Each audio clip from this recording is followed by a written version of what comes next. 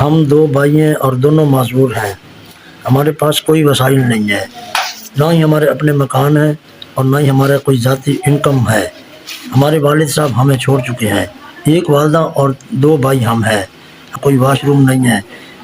अल्लाह दे रहा है, लेकिन आप लोगों की मदद हो ज़रूरी है।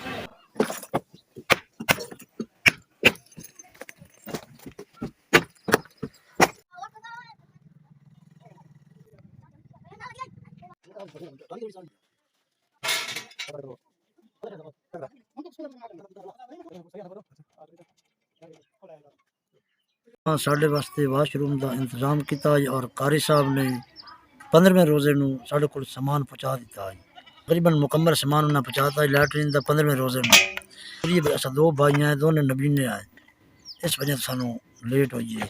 मेरे नानकियां कहे भी असा मिस्त्री बुला ते सारा काम इकट्ठा करा लेसूं। ये असा नानकियां कोल बैठे हैं ते नानकियां सानू जगह दी है।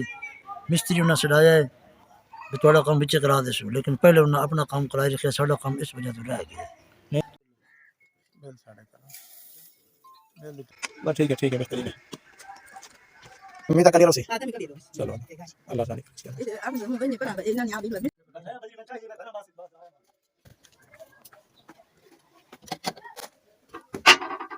डायरेक्ट है बाहर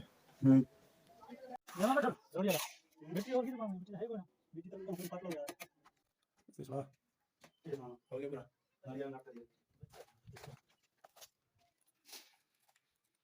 हैं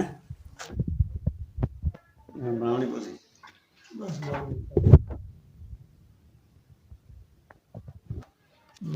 वाशरूम तैयार करवाया, साढ़े वास्ते वाशरूम का इंतज़ाम किया है। साढ़ा वाशरूम अल्हम्दुलिल्लाह मुकम्मल हो गया है, मुकम्मल प्लस्तर हो गया, फ्लश लग गया, छत पै गई है।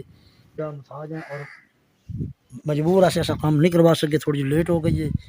अस तुहानू दुआवां देंगे अल्लाह ताला तुहाडे इस मिशन को कामयाब करे। और SBS ने सानू पैसे का इंतजाम करवा दिता है। पूरी SVS की पूरी टीम वास्ते दुआवां करते हैं कि अल्लाह ताला उन्होंने तरक्कियां फरमाए।